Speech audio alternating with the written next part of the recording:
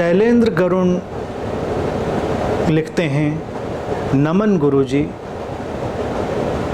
ताओ में कहते हैं साधु असाधु अच्छा बुरा भेद नहीं करना चाहिए, भेद रहित दृष्टि विकसित करनी चाहिए। कृपया ये समझाएं, कौरव पांडव, राम रावण, इनमें भेद के कारण ही तो संघर्ष हुआ।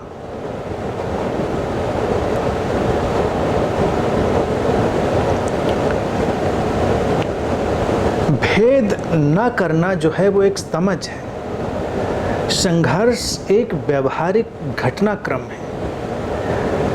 जो उस बात को समझता है उसका व्यवहार देखें।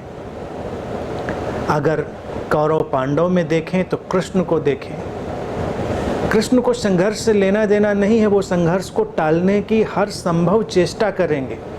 उन्होंने करी, टल जाए तो बेहतर, हट जाए ना हो युद्ध, कृष्ण की पूरी चेष्टा।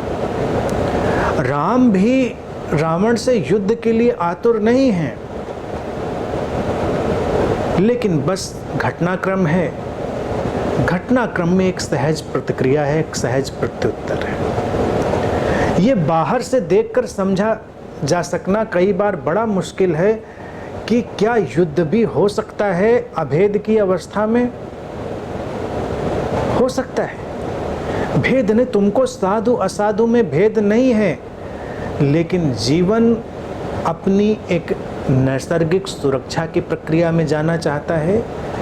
जीवन एक नैसर्गिक विकास में जाना चाहता है, और उसमें जो भी भेद पड़ेगा तुम उससे अपने को सुरक्षित बचाने की कोशिश करोगे। जो व्यवधान आएगा उससे तुम अपने को बचाने और निकालने की कोशिश करोगे।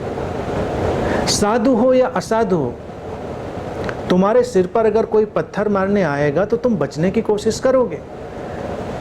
तुम जानते हो अपने अंदर, तुम्हारी प्रज्ञा स्पष्ट हो चुकी है, कोई भेद नहीं, एक ही चेतना अलग अलग रूप लेती है। किसी में साधु की तरह प्रकट हुई, किसी में असाधु की तरह। साधु असाधु सब स्रोत से निकलकर स्रोत में वैसे ही लय होने वाले हैं, जानते हो तो, प्रज्ञा स्पष्ट है।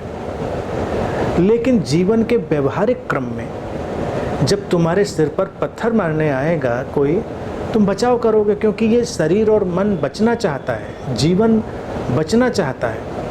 और कभी तुम नहीं बचना चाहते हो तो सिर आगे करके बैठे रह सकते हो, फोड़ के सिर चला जाएगा।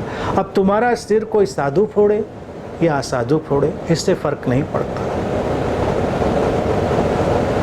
ये एक जीवन का व्यवहारिक घटनाक्रम है। संघर्ष इसलिए नहीं है क्योंकि ये भेद की दृष्टि है। संघर्ष इसलिए है क्योंकि जीवन विपरीत पर खड़ा है, जीवन द्वैत पर खड़ा है, और द्वैत में एक निश्चित किस्म का तनाव है। वो तनाव अलग अलग रूपों में पैदा होता है। द्वैत से अद्वैत में जो गया है वो उसकी प्रज्ञा है, उसकी समझ है। लेकिन जो प्रज्ञावान है, ऐसा नहीं है कि वो व्यवहारिक नहीं है, वो व्यवहारिक भी है। प्रज्ञा से भरा व्यक्ति बहुत ही संवेदनशील है और व्यवहार कुशल है। इसीलिए हम जब भारत में देखते हैं तो कृष्ण भी व्यवहार कुशल हैं, राम भी व्यवहार कुशल है। कुशलता की कमी नहीं है। जितनी प्रज्ञा स्पष्ट होती है उतनी ही व्यवहार कुशलता बढ़ जाती है, और जब प्रज्ञा स्पष्ट नहीं होती है तो व्यवहार कुशलता भी आरोपित होती है, फैब्रिकेटेड होती है, सीखी हुई होती है, क्योंकि हम मानते हैं कि ऐसा करना चाहिए, ऐसा नहीं करना चाहिए। वक्त वक्त की मांग होती है, कब क्या होगा क्या नहीं होगा ये तो वो क्षण तय करेगा, ये तो उस क्षण में निर्धारित होगा। तो पहले कैसे उसको तय कर लें।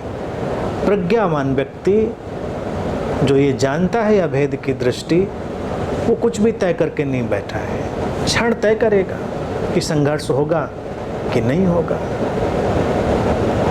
संघर्ष की स्थितियां इसलिए बन रही हैं क्योंकि अभिव्यक्ति में तो द्वैत है, तो अभिव्यक्ति में वृत्तियों का भी द्वैत है। वो द्वैत की टकराहट है।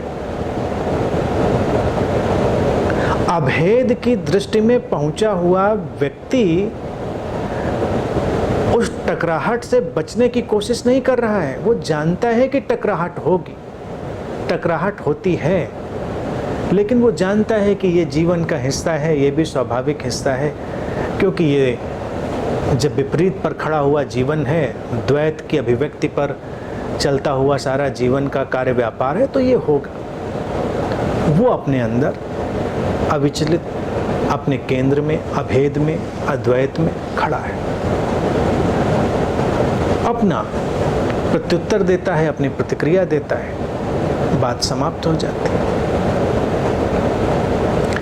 इस अभेद की दृष्टि की ओर इशारा करने के लिए हमारे यहाँ भारत में देखें अनेक अनेक कथाएं भी गढ़ी गई और अनेक अनेक उदाहरण भी हैं। जैसे राम और रावण की कथा का जब प्रसंग तुमने पूछा है, तो उसी कथा में, कथा के प्रारंभ में कथा के रचनाकार के बारे में ही एक सुंदर उन्होंने इशारा कर दिया।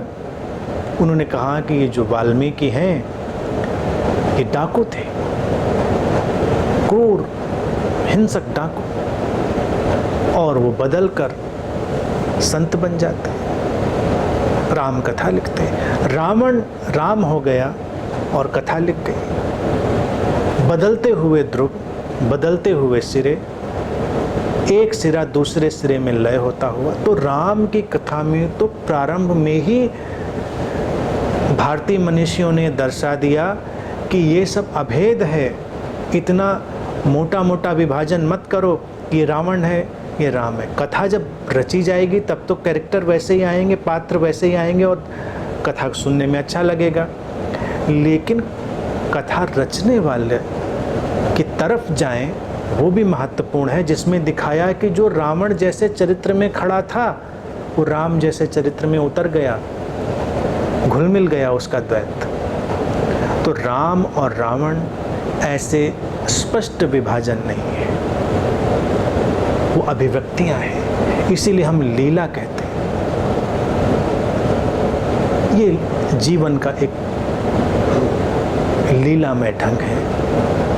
तो जो उसको इस तरह से देखता है अभेद से, वो अपना सहज प्रत्युत्तर का जीवन जीता है और अपने अंदर गहनतम शांति में बना रहता है, जिसको लाओ त्से ने पिछले सूत्र में कहा कि हृदय की शांति, अविचल स्थिरता में प्रवेश करना, आत्यंतिक खालीपन में जाकर और हृदय की शांति में ठहर जाना। तो वो है, वो अविचल स्थिरता में है और हृदय की शांति में है। शांति में है क्योंकि वो अभेद में जीता है, लेकिन संसार भेद पर खड़ा है, भेद का टकराव है, तो ये सब तो चलता रहेगा, वो इसको जानता है। बस यही है अभेद में जीना।